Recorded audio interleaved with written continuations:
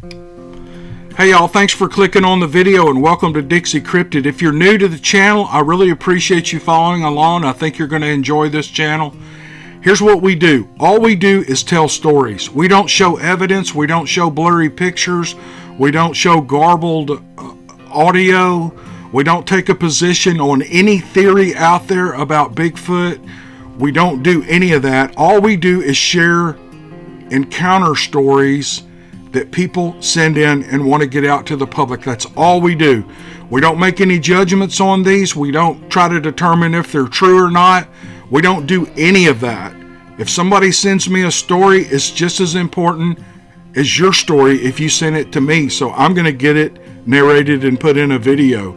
So if you're okay with all that and you like Bigfoot, Dogman, any kind of cryptid, UFO story, you have found your people. You're in the right place. All we do here is have fun. That's all we do is have fun. We're never overly serious. And if you like that kind of thing, you are in the right place. And I appreciate you following along. All that said, let's quit wasting time and jump into some stories. All right, here we go.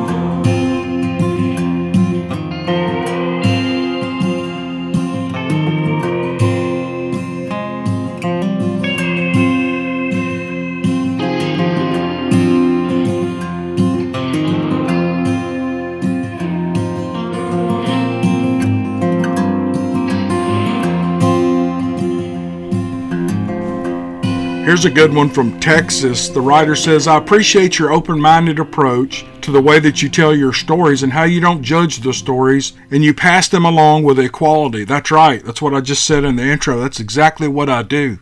He writes, my story isn't very much of a story, and at the time I recall thinking that it was weird, but I will explain that I didn't stop to think about it too much at that time. In fact, I had not thought of it at all in many years until getting into the cryptid topic. I'm from a small town in central Texas, and it is not traditionally considered Bigfoot area.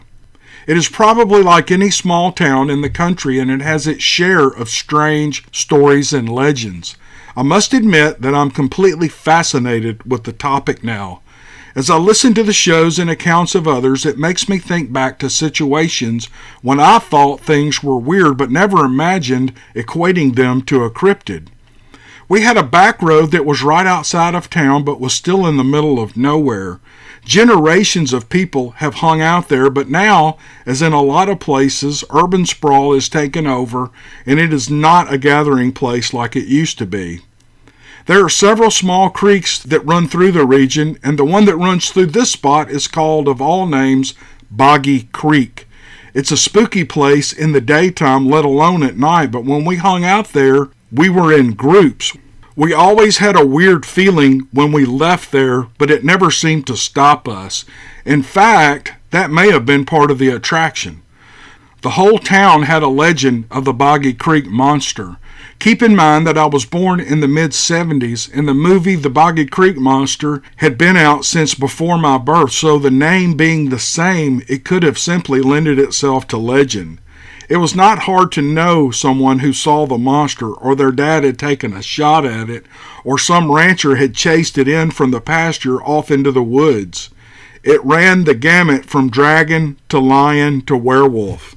The main stories were that a lion that was in illegal captivity escaped, and since the owner was keeping it illegally, it was not reported. It made its way to the local waterways and killed cattle in and around the pastureland valleys along the creeks.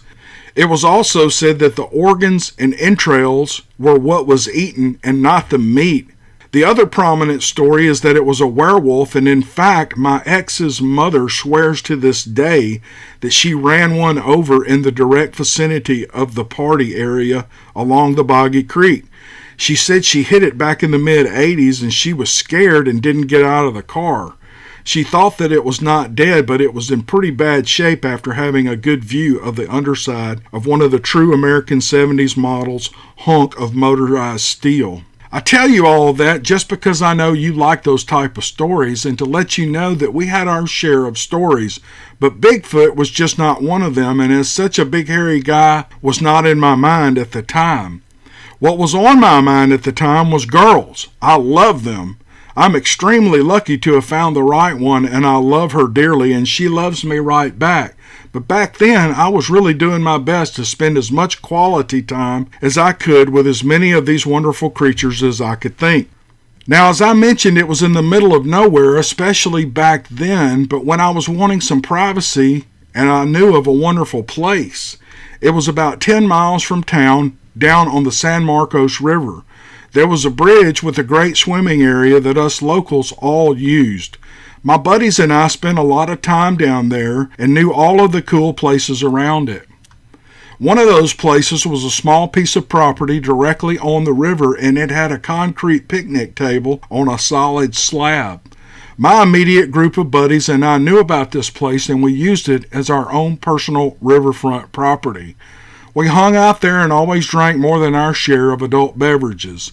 I spent a lot of time there, and I was comfortable at that place. So comfortable, in fact, that when my older sister's best friend at the time showed some interest in me, I was all about that. I was 18 then, and she was 7 years older than me. I probably don't need to explain why I quickly arranged for us to go to this spot. In the middle of our, quote, busyness, I heard something weird. There was a loud splash in the river right at the bank, not 30 feet from us. It was something big. That splash did not take my attention away from the beauty that I was with. It was going to take a team of horses to pull me away from her, and we soon forgot about the noise. But whatever made the splash started to walk away in the river on 2 feet. It was very distinctly walking away in the river one splash at a time. I knew this spot well. It was like my own piece of River Eden. I knew that the water was at least 4 feet deep in that spot. To walk away in water splashing one step at a time in 4-foot deep water, that thing had to be huge. It was walking away, so I didn't worry about it. Keep in mind that this spot is out in the country. I mean, no street lights, no houses, no nothing. Just country and river. I never saw it. It was dark under those big cypress trees that grow along the rivers in that part of the country, but I never thought that it was a man, even though it walked away on 2 feet. But if it had been a man, though, it was a big man. I put it out of my mind, and I didn't think of it again until a few years ago. I never thought of sharing it, but then I thought you might like it. It is one of those stories that came back to me after getting into the topic of Bigfoot as an adult. I tried to keep this story G-rated, as I know your audience are good and decent people. Thanks for letting me tell this story. If you want to share it, that's fine with me. If you don't, I understand, and it is not much of a story, and it may be a bit risky, as the old folks say. I do really like your channel, and I look forward to hearing new stories. Keep up the good work. He didn't want me to give his name on this, but this is really a cool story. And talk about things you hear and things that you remember. That's so easy to do. It's things that you put out of your mind. By the way, this story was G-rated, or I wouldn't have put it up. But he did a great job writing it. But these are things you pack away in your mind, and then you start looking into this subject and you think, wait a minute, I remember this day, or I remember that day when I was hunting or doing this or that, and something weird happened, and it brings all those memories back, and you can remember it just like it was yesterday. And that's what this story is about. If people have those thoughts and those memories, I think that's cool. And that's kind of one reason I read this story, is because it's one of those things that reminds people to think back on weird things that you've seen, and don't go off on a limb and try to make it into Bigfoot. But like this guy said, there's nothing in the world that's going to walk through 4-foot deep swamp and do that splash, splash, splash like we would walk through a 6-inch deep puddle of water. So I think he knows what it was, and that's pretty strange. It's dark out there, and he's making out with his girlfriend. He hears something walking through the creek, and that's pretty creepy, but it's still pretty cool, and it's really good it was walking the other way. Okay, man, thanks for sending that in. Great story. This is a story from Lydia. She writes, "This event happened 40 years ago, but I remember it like it was yesterday. My boyfriend and I were down by the bank of the Rogue River fooling around in the back of his station wagon, one of those 70s models, the kind with a luggage rack on top." Lydia, Did your mama know you were in your boyfriend's station wagon out there by the banks of the river? Girl, you could have got in trouble. We're getting a lot of stories with people parking down by the river in the 70s. I guess that was a thing. Anyway, back to the story. It was late, but it was not past my curfew, probably close to 10 p.m. We both heard something, footsteps, which should have been impossible because there are rapids close by. My boyfriend heard the footsteps too, and he told me to stay under the covers, and he climbed up into the front seat. Then something jumped onto the car. The whole back end went down a lot. I was under the blanket but peeked through the back window. It was a pretty bright night, but I could only see maybe an inch of light on either side of the window, and I could tell this thing was covered in hair. Whatever was on the car was rocking the station wagon back and forth. We were both screaming. John was trying to drive us out, and whatever was on the car was trying to keep us there. I remember the smell. It was an awful cross between trash and rotten meat. John was trying his best to get traction in the loose rock, and finally he got the car on the pavement, and we hightailed it out of there with this thing on top of the car. After a couple of minutes, it jumped off. We drove like crazy into town. We came to a gas station, and we asked the attendant if there was anything on the roof. He looked at us like we were crazy until we told him what had just happened to us. We were both visibly shaken. I was hysterical.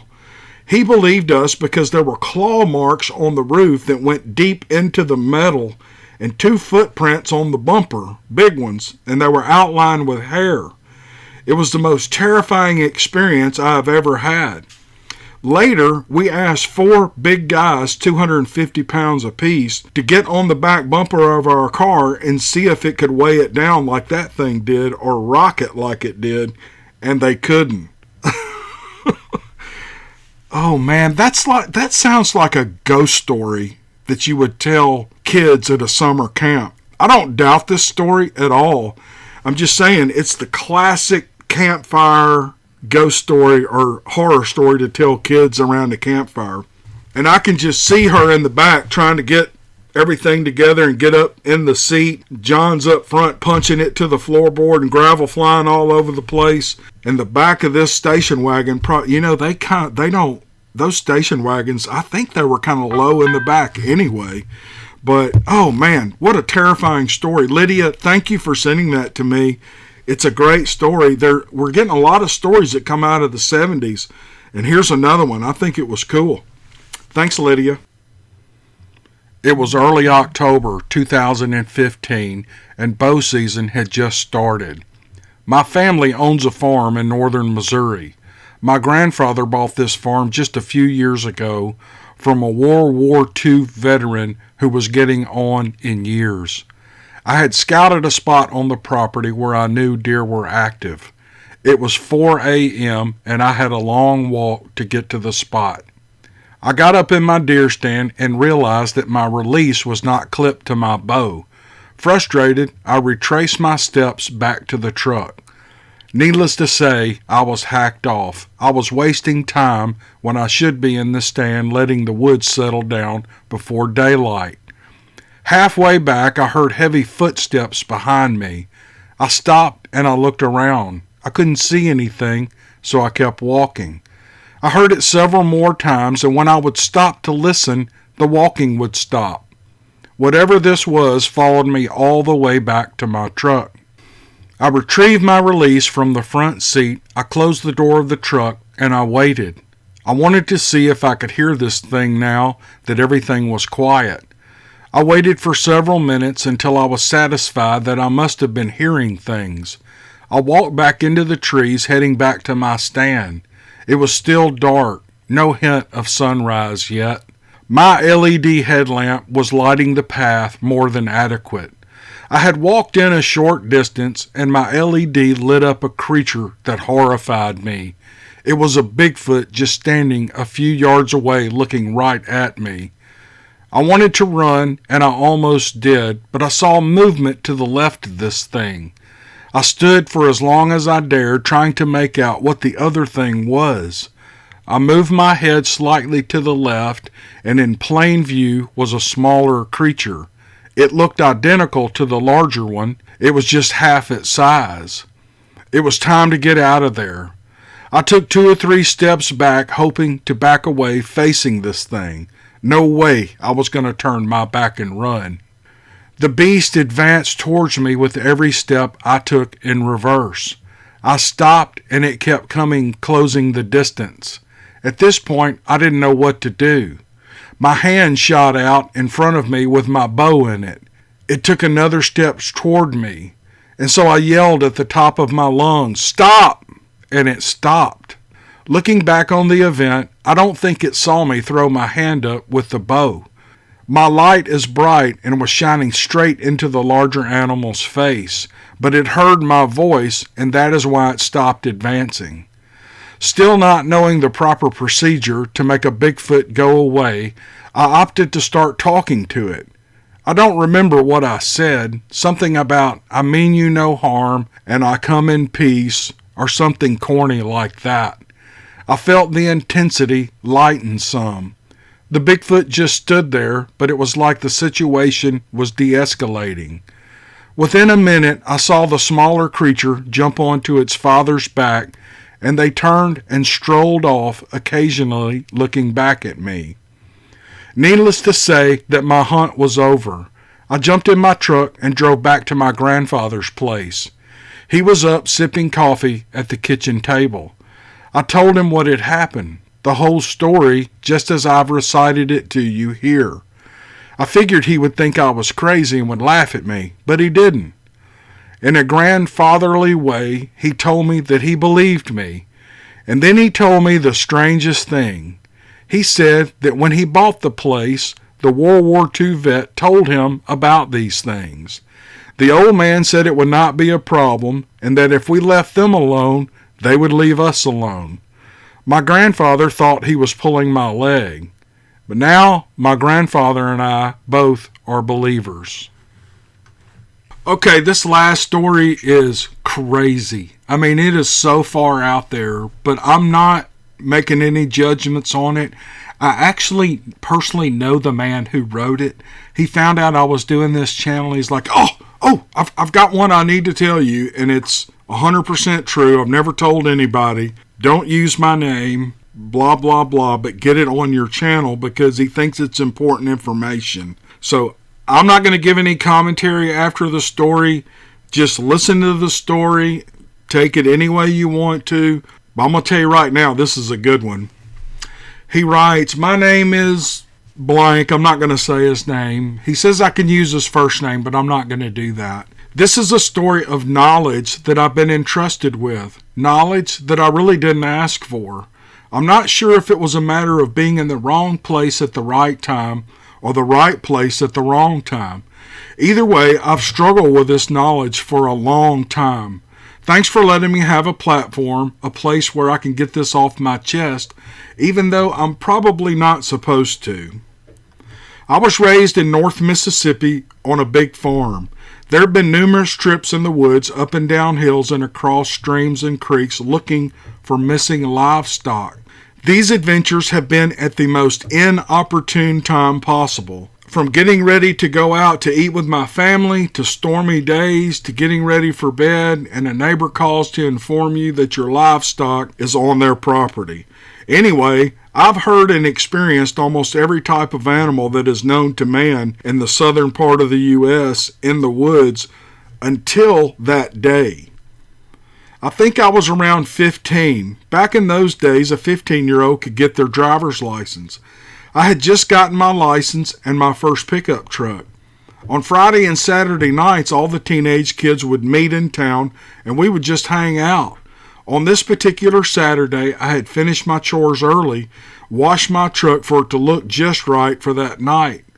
I had just finished getting dressed and was just about to kiss my mom goodbye and get the usual lecture about how I was to behave and to be careful not to be acting up, etc., etc. I heard my dad say to my mother that one of the pregnant cows was missing and that she was due any day. She was certain that she'd went off to have her calf. My heart sank. I knew what this meant. My night was ruined, but I just rolled with it. 2 hours later, we were deep in the woods looking for this cow. I wasn't really paying attention. I was upset and I was grumbling under my breath about these stupid cows. Then my dad grabbed me by the back of my shirt. I whirled around. As I said, I was upset. I was about to let whoever this was have it for grabbing my shirt. I realized quickly that it was my dad. He grabbed me and shoved me back first against the nearest tree. He had his hand over my mouth before I could understand or realize what was going on, and in a hushed, stern, commanding voice, he said, "Don't say a word or make a noise." I had played football in high school, but I had never been thrown around like a rag doll before until that moment. My mind was a whirlwind of emotions, thoughts, and confusions. I had no idea what was going on. What was my dad doing to me? And then I heard this horrible scream off in the woods. My knees felt weak and my stomach felt nauseous. I realized my dad had seen it or knew what it was. We stood there for what seemed like hours. Dad finally moved his hand from my mouth and he said, "We need to leave now." In that same voice, I started to ask what was going on. He turned and gave me that look. We didn't talk all the way back to the barn. I finally asked him if the scream had come from a panther. I'd heard at school that there were rumors of a panther in a neighboring county. He said something that I couldn't understand. I repeated my question, and that time I heard him say no. So I then asked if he knew what it was. My dad turned around and looked directly in my eyes and said, "Son, there are some things that you aren't supposed to discuss or talk about." I just stood there confused, not paying attention again. And then I heard, "Son, get in this house." I was tired, however. I didn't sleep very much that night. I fought sleep for almost the whole night. The next morning I felt horrible, but I walked into the kitchen and my mom asked how I felt. I told her that I was fine, but I don't think she believed me. I told her I need a quick shower and then I'll be ready for church. As I walked into the den, I was tucking in my shirt and looking for my dad. I didn't see him. I asked my mom where my dad was. He left about an hour ago to go look for that cow. I don't know what my reaction was, but my mom screamed at me, "What is wrong?" I told her that I had to find him. She asked if it had something to do with the scream she'd heard last night. I stood there and she said, "Please." My dad taught me how to track when I was younger, so I knew how to track quietly.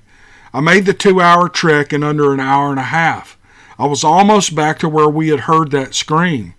I followed Daddy's tracks for another couple hundred yards, and that's when I noticed the tree/bush structure in the distance. I tried to make my movements even more quiet because his tracks led right into this place. When I was maybe 20 yards away, I heard a low, rumbling growl. My heart sank. I knew my dad was gone, and I thought I was fixing to join him. Then I heard my dad say in a normal voice, "It's okay, son, come on in, but lay your rifle down outside." I did as I was told and then stepped into the structure. As I did, I almost passed out, but my dad caught me as I stumbled in further. I've tried for years to forget the image that was burned into my memory that day. Sitting on the ground before me and looking straight at me in the eyes was a huge, hairy creature. At first, I thought it was a trick or a joke that Daddy was trying to pull on me, but I noticed two things that told me that this was for real. But I kept screaming in my mind, how could this be? There was too much muscle definition that was visible, even with the hair. A costume couldn't be that real. This thing was sitting down and it was looking at a 5'11" teenager in the face. This thing was huge. My dad started talking and said that he had hoped I wouldn't come looking for him, so he wouldn't have to explain this until I was older or after like Grandpa did with him. I momentarily forgot that this thing was there.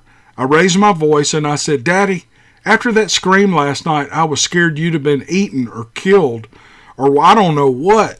Dad started laughing and turned to this thing and he said to it in kind of a proud-sounding voice, Yes, I've tried to raise him properly. Yes, it does make me feel happy to know that I'm loved. Huh? Was my reply. And then my dad turned to me and gave me that look. I quickly changed my response to, "Sir?" He then turned back to the thing and said, "Oh yeah, I forgot." He turned back to me and said, "Son, I'm going to have to explain after I introduce you." My head was really spinning now. I said, "Daddy, what are you talking about?" He told me to sit down, and I couldn't, or rather wasn't comfortable enough to sit. Daddy started the introduction. "Son, this is Marin. Marin, this is my son."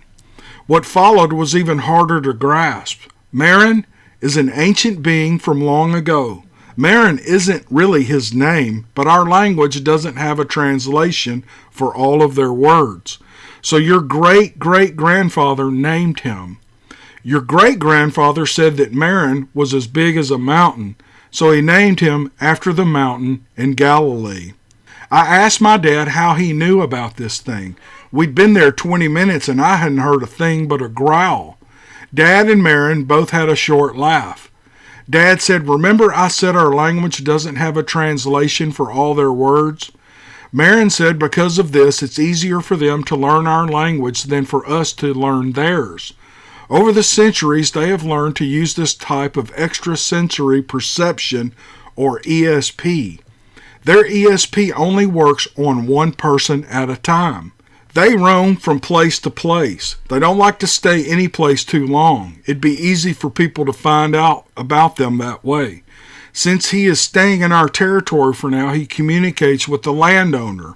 He uses ESP to communicate with me, and in response, I verbally talk to him.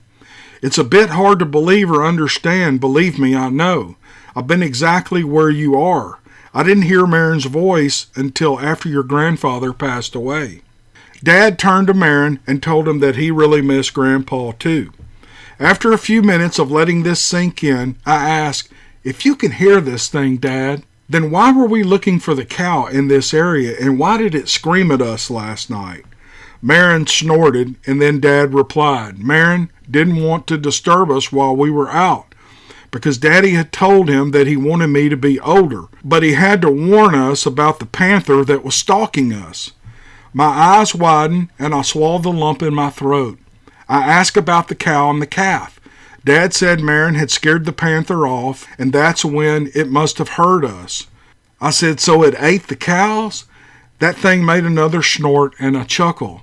Dad said, "No, Marin is a vegetarian. The cows are fine. They're just beyond the trees. Marin has been to check on them already today." He then turned to look at Marin and said that we better be going before Mom called a search team for us. On our trip back home, I barely said a word. Daddy told me that I couldn't tell a person. I told him that I wouldn't because people would think I was a lunatic. He said that he'd be there for any question when I had time to process everything. We never talked about this again. I tried to forget about it. Over the next few years, I only heard a snort once, maybe twice, while I was hunting. But I did have a feeling of being watched more than I'd care to remember. I graduated and went on to college and moved to another county, and after I graduated, I got married. We moved back and built a house on the farm while my two boys were still in diapers. Nothing else was said or heard since moving back. I'd convinced myself that it was all a bad dream. A few years later, Dad passed away. I really miss him these days. 11 years later, and still nothing. That dream is all but forgotten. And then, I woke up in the middle of the night last week. I heard my name in my mind. It said, "This is Marin. I'm very sorry to hear about your father, but it's going to be nice getting to know you."